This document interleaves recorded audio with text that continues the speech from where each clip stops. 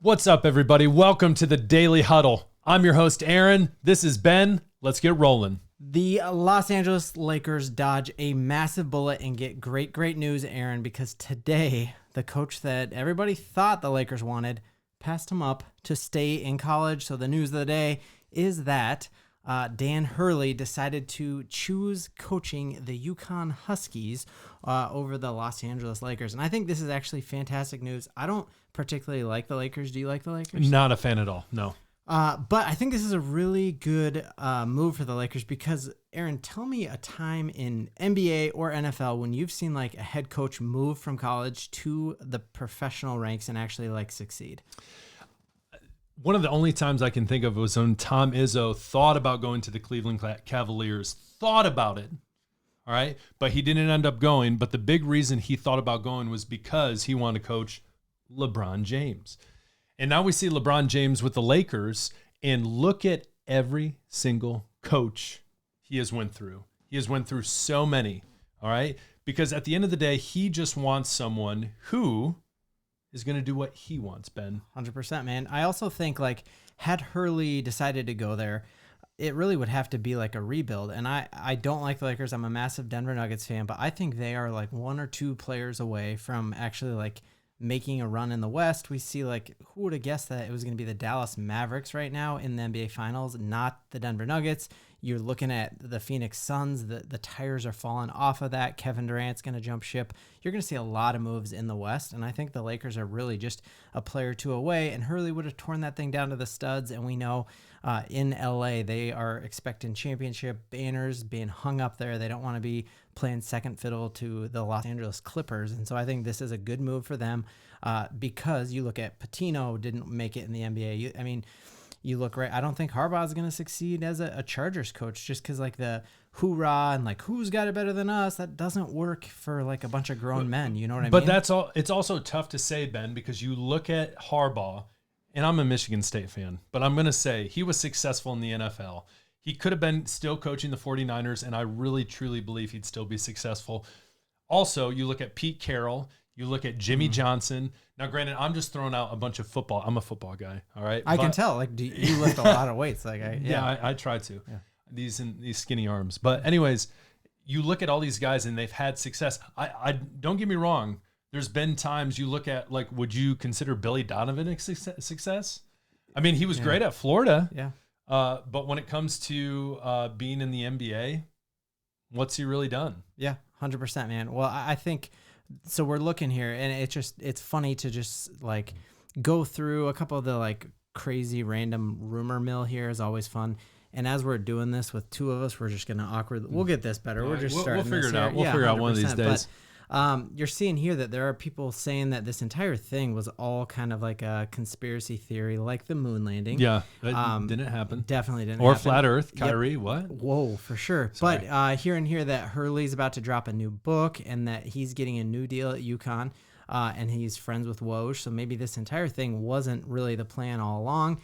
And seeing here, we'll get off of that JJ Redick has been the dude right along. So, Aaron, do you think if you're just drawing it up, like a former player has a better chance at being a coach in the NBA than a college coach moving up the ranks and going from 18-year-olds getting dumped by their girlfriend to then, coaching a guy who's 39 years old and LeBron James? Well, yeah, and 18-year-olds wanting NIL deals and stuff. But at the end of the day, Hurley has an awesome thing going at UConn. He has the opportunity to be a Nick Saban-esque coach. I know that another coach who didn't work in the NFL, but that's true. Yep. I will give you that one. Yeah. But maybe it was just the fact. What if he was in place of Bill Belichick just the stars aligned and he was coaching the Patriots? Would they have deflated footballs and tape practices? Oh, touche. Yep. Probably still. But anyways, you look at someone like JJ, and what's the biggest key, in my opinion, for JJ? He's friends with LeBron. They're on the same page. They like each other. And so I feel like that makes it a good fit. I mean, I really believe he's the number one candidate, but then the question is he going to want to step away from being an analyst, which is a cush job. Yep. I take that in a heartbeat. I teach. I do that as well. But why? No stress.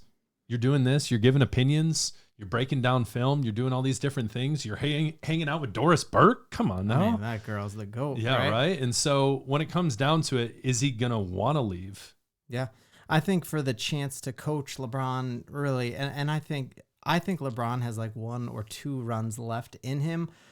Just looking this year, like, averaging 35 minutes a game at, and his 19th All-Star selection, and playing him a ton of times this year as a Denver Nuggets fan. And every time you're like, how is he even still moving? But he spends $1 million a year on his body. Great body, right? What would you give it? Oh, geez. At least 10 out of 10. 10. I would too. Not the biggest LeBron fan, but he is in shape for how old he is. That's for sure. 100%. And I think there's a ton of like rumors about what the Lakers might do this year in the draft. And there's a couple 7-footers. And if you get, you get that Edey dude from, they just had him in for a visit. What's his name? Zach Edey. Yeah, Zach Edey from Purdue. Come on now. So he's Big Ten, right? Big Ten country. Big You gotta know that name. They're the Boilermakers. Boilermakers, but here's the deal. I think he's a 2nd-round pick. I think the bigger question is, in kind of another layer to this whole Lakers coach search and all these different things, is LeBron going to want his son on the Lakers? Because he said multiple times, Ben, that he wants to play before his career ends. He wants to be able to play with his son. And so the question is, are they going to try to trade up for him? I don't know exactly what pick they have and how early, but I know they have a pretty high pick. And are they going to spend it on Bronny Jr.? And that truly could be a part of this. Like if Dan Hurley's coming in, he is going to want to tear it down to the studs, get the player he wants, probably a UConn dude. And so, he's not going to make a draft pick unless it's completely adding value, whereas truly choosing Bronny James would just be to pacify LeBron James, which I think is a good move. If you are the Lakers, you're hearing that Spida and Donovan Mitchell out of Cleveland wants out. Yep. You're hearing Lauri Markkanen wants out. There's always rumors about Levine out of Chicago. So I think make LeBron happy, give it one more run for the Lakers. Don't tear it down. You do not want to be rebuilding in the NBA when there is so much talent kind of going on here. For sure. But also, I will add, as a Pistons fan, still living in 04. Yeah, I know. It's been a long time. Been a long time, Pistons fans. I'll say, if for some reason the Pistons, what do you have to lose? You draft Bronny way too early at number 5. Oh, yeah. But if they did and somehow convince LeBron, you give a little hope for all those in Detroit that maybe are just Pistons fans. I mean, you got the Lions. Totally. So we got that going for us. But I just think the cool thing about the NBA now is that it used to be, for a long time in the NBA, it was the same teams who won it over and over and over. And now, if your window is open, you got to take every single shot. And the Lakers' window is still open. Yeah. And you go back to that screen we were just on here and looking really how they finished. Like, they still finished 5th, or what were they, 7th in the West. Like I said, the Suns are falling apart. You got the Mavericks. Kyrie is not going to continue to be like a team first dude. He's going to go flat earth and say something offensive, and that's going to fall apart. And you just look at how much things change in a year in NBA, and that's why it's so fun to be an NBA fan now as opposed to a long time ago. So, and what's cool too is you talk about, you just never know who's going to win it. You've had in recent history, obviously last year, your Denver Nuggets won it. They're doing it again next year. Bet. Yeah. Pistons. Yeah. Smash that future right there. But they won. Before that, how many years ago was it when the Bucks won? So these small markets are showing. Toronto Raptors. Whoever would have thought, Drake still crying over that one and being then he burned lost by. To Kendrick. Yeah, I was gonna say you took that line. Sorry. Anyways, we'll it's redo all right. it. Yeah. No, we'll do it again.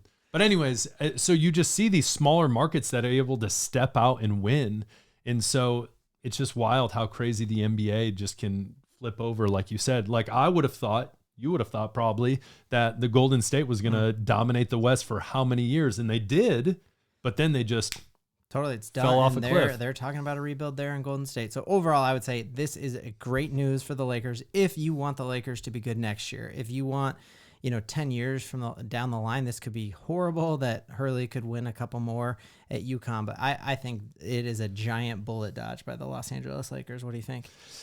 I would agree when it comes to a rebuild, because I think you're right. I think he would want to clear house, maybe try to make it work with LeBron for a year, but then LeBron's probably going to want to get out of that situation.